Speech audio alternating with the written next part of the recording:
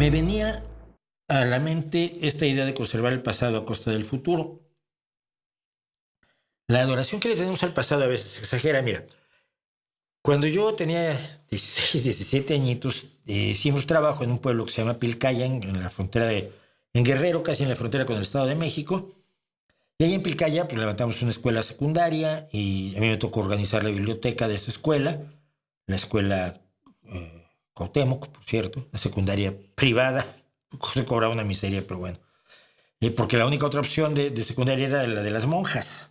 No había secundaria pública en el poblado de Pilcaya Guerrero. Y si tú sales del pueblo, había una cañada muy profunda, Pilcayita, y allí, por cierto, había al bajo de la cañada se filtraba agua deliciosa, porque se filtraba por todo aquello que tú habías bajado por las rocas, y había un manantial que era del agua filtrada, era maravillosa. Y dentro de esa cañada, que luego subías para llegar a otro pueblo donde se comía muy bien, había un montículo extraño. Y nosotros subimos ese montículo donde había un sembrado y empezamos a encontrar trozos de cerámica que tenía aspecto de antigua, ¿no? Como nuestro profesor de anatomía trabajaba en el Instituto de Antropología, pues llevamos unas muestras de esta cerámica. Bueno, nos dijo un día él, bueno, ¿quieren hablar con ustedes un señor del Museo de Antropología? Así como del Instituto Nacional de Antropología e Historia. ¿Qué pasó? No, miren chicos, esto es cerámica azteca, más o menos de tal época y tal y cual, es muy interesante. ¡Wow! Y hemos hecho un descubrimiento arqueológico impresionante. Bueno, nos sentíamos los que estaban abriendo la tumba de Tutankamón, ¿no? Descubridores de la pirámide.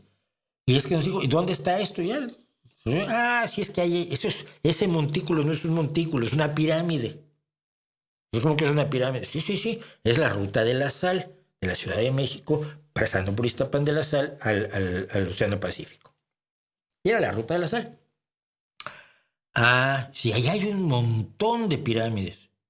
Nosotros que éramos tontos, éramos ignorantes, 16 años, digo, ¿cómo que? ¿Y por qué no las descubren todas? Bueno, pues la mayoría son terrenos ejidales, ahí se planta, no tienen demasiado valor histórico, ya sabemos lo que hay allí, pues no es necesario descubrirlas. Fue la primera vez que yo miré y dije, yo pensé que si descubrías una pirámide había que abrirla. La limpiabas y traías turistas y pagaban dinero por estar por allí, ¿no? Por lo menos a los guías de turistas. La imagen de Teotihuacán. Luego, con los años veía yo unos documentales británicos que son muy interesantes. Alguien compraba una finca de estas británicas, ¿no? Unas cuantas hectáreas y va a plantar ahí, qué sé yo, repollos. Pero a la hora de meter una máquina, encontró piedras. Entonces llamas a los arqueólogos y el gobierno les da a los arqueólogos, ¿lo quieres revisar? Sí, queremos ver qué hay allí, porque mira que hay algo muy interesante, y esto es de tiempo de tal rey, y Ricardo III y su madre. Dice, vale, tienes 2 semanas, o 3 semanas, ¿por qué? Bueno, porque ahí vamos a construir. ¿Cómo que vas a construir? Sí. O sea, todo lo que puedes excavar en 2 semanas, descubrir qué era esto, de dónde era, si era una edificación romana o si era una edificación celta o qué es, de qué época es, qué restos hay, si hay restos humanos, etcétera, etcétera. Pero en 2 semanas pues, le volvemos a echar la tierra encima y construimos. ¿Cómo? Pues sí, porque hay restos que vale la pena conservar, pero hay muchos que no. Y mi último recuerdo es porque cuando estuve en Roma, estuve con mi querido amigo Paolo Cingolani, que es el director de televisión, realizador de televisión, un tipo brillante, una mala leche maravillosa. Si me ve Paolo, brother, compadre, nos hicimos compadres. Y nos contaba que la línea 2 del metro de Roma era la más difícil de hacer del mundo, porque cada 3 metros se encontraban restos romanos y tenían que entrar los arqueólogos que estaban allí 3 meses. Luego se retiraban ya los arqueólogos, podías seguir perforando hasta que te encontrabas el siguiente resto romano, y que era infernal aquello. Claro, en Roma, conforme entres un poco bajo el subsuelo, pues está Roma, pero la Roma de antes. Está la antigua Roma, toda. Y sobre ella, la Roma medieval. Y sobre la Roma medieval, la Roma renacentista. Y sobre la Roma renacentista, los tipos que hoy conducen como unos verdaderos locos, que yo no sé cómo puede alguien tomar un automóvil en Roma. Bien. ¿Puedes preservar todo? Pues no, porque si preservas lo de la Roma antigua, pues ya te cargaste la Roma medieval. Y si quieres preservar la medieval, pues te cargaste la renacentista. Y si quieres preservar cualquiera de ellas, tienes que quitar Roma. La Roma de hoy. Esto me parece que es un ejemplo muy sencillo, muy claro, muy bien desarrollado del problema que tenemos con la otra parte, la parte no material. Es evidente que no puedes sacar todos los restos que hay de todas las culturas que ha habido a lo largo de 10,000 años de historia humana, porque tienes que quitar todo lo que hemos hecho después. ¿Sí? Vale. Pero quieres mantener todos los idiomas y todas las costumbres y el hueserismo y la parte que no es conocimiento y que tampoco es arte. El arte lo puedes preservar todo, es decir, pues preservar no hay mayor problema. Mientras más antiguas sean las canciones que te encuentres, mejor. Te vas a encontrar con la tragedia que casi todas las canciones son del siglo XVIII, XIX, como más. Muy poco material se viene más atrás a que encuentres si te encuentras a 5 o 6 compositores medievales como los que me gustan a mí, estás muy bien, pero de todo lo que se hizo en el medievo está perdido. Una pena. Se podría guardar toda esa música, se puede guardar toda la música del barroco, se puede guardar toda la música de la época clásica, del clasicismo, del romanticismo y del rock. Eso no tiene problema. Pero guardar ciertas cosas a veces nos impide construir el futuro. Aquí es un ejemplo clásico de una excavación arqueológica por cierto, de los años 60, que luego tuvo que ser parada. Pero me encontré esto que quiero usarlo primero. Se me había olvidado que tenía yo este mapa, pero primero véanlo y luego hablamos. Estos hacían un escándalo, no me acuerdo ni quiénes eran ni de dónde saqué esto, que hay 180 sitios arqueológicos abiertos al público de un total de 1.200.000. Yo creo que hay más de 1.200.000. Una multitud de culturas que están encima de otras culturas. Acuérdense que para cuando llegaron los aztecas o los mexicas, los toltecas habían desaparecido cientos de años antes. Es decir, cuando uno ve las culturas prehispánicas, se imagina que estaban todos viviendo juntitos y como hermanitos. No. Hubo culturas que la olmeca, la tolteca, que se desarrollaron, tuvieron su época y desaparecieron. Y encima llegó otra cultura y creó otra historia totalmente distinta. Y encima de esa llegó otra a lo largo de toda la historia de la población en México. 1.200.000. ¿Se pueden descubrir los 1.200.000? No. Pero tenemos que obligar a la gente a mantener un idioma del que quedan 10 hablantes.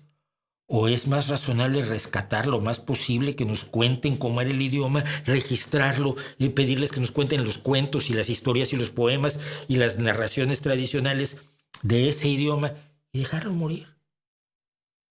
¿Tenemos que mantener vivos todos los idiomas de los que quedan 2, 3 hablantes? ¿O es una parte normal del proceso de desarrollo de las culturas el que desaparezcan las lenguas antiguas, que ahora las podemos preservar gracias a los elementos que tenemos? Ojalá se hubiera podido preservar como hablaban los asirios o los antiguos egipcios. ¿No? Con transcripciones se puede más o menos saber cómo sonaba el egipcio antiguo, pero en realidad nadie lo sabe, son especulaciones. Más o menos así tiene que haber sonado el egipcio antiguo. Y el egipcio actual, o sea, actualmente se habla árabe. Podemos guardar ese tesoro cultural sin condenar a la gente. Tú perteneces a esta tribu, tienes que hablar este idioma. No, es que yo quería aprender alemán y como quiero hacer quiero trabajar en la ciencia, entonces yo quería aprender inglés y igual chino, porque en China están haciendo cosas muy interesantes en bioquímica. No, tú tienes que aprender que ser el depositario vivo de un idioma muriendo, que se está muriendo o que ya está muerto. Digo, es como las especies. Cuando quedan 5 o 6 ejemplares de una especie, se da por extinguida porque ya no van a recuperar las poblaciones que tuvieron en un momento dado. Cuando quedan 4 o 5 hablantes de un idioma, no se van a recuperar las sociedades que hablaron ese idioma, que probablemente fueron de miles de personas. ¿Por qué nos empeñamos a veces en mantener vivas costumbres, prácticas, ideas que no tienen ninguna aportación adicional que hacer y que condenan a la gente y a las instituciones mismas a vivir en el pasado, sacrificando para ello el futuro? Porque el futuro pasa por encima de lo anterior, nos guste o no. Si yo, por la edad que tengo, si yo les contara a ustedes qué tan diferente era el mundo en el que yo nací, en el que yo adquirí conciencia a los 11, 12, 15, 16 años, de lo que es hoy, 16, ¿qué tenía yo? 17, cuando llegó un día un amigo de un año anterior a nosotros con una calculadora de diodos. Y después 23 más 20 y te decía 43. Y no necesitabas la maquinita sumadora de la tienda de mi tía, de la mueblería. Pero tenía unas tarjetas programables, era Texas Instruments, me acuerdo. Tenía unas tarjetas programables para resolver problemas de matemáticas ya de más que del 24 más 20, ¿no? Estaba trabajando con ecuaciones ya serias. Y aquello parecía magia, mano. Había teléfonos públicos. En muchos lugares muchos jóvenes ya no conocieron los teléfonos públicos. El mundo era en blanco y negro, estaba llegando la tele a color cuando yo tenía 9, 10 años. Y vivíamos en una situación enormemente primitiva. La gente moría mucho más de cáncer que ahora. No había cura para la leucemia. Hoy yo conozco muchos sobrevivientes de leucemia. No había cura para el cáncer de mama. Y tengo al menos 7, 8 amigas que son sobrevivientes del cáncer de mama.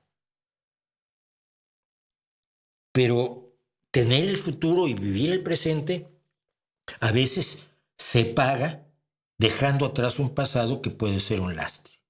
Que tengamos o no la inteligencia necesaria para saber cuándo es un lastre o no, es otra historia. Pero que deberíamos tenerla, creo que sí. Porque si no, querremos tener, en vez de un país generoso para todos sus habitantes en el siglo XXI, en paz, con seguridad, salud, empleo, vivienda y pensiones para cuando seas mayor, tendrás un país de 1.200.000 sitios arqueológicos pertenecientes a épocas que no son esta. Ustedes díganme si me equivoco, que es lo más probable.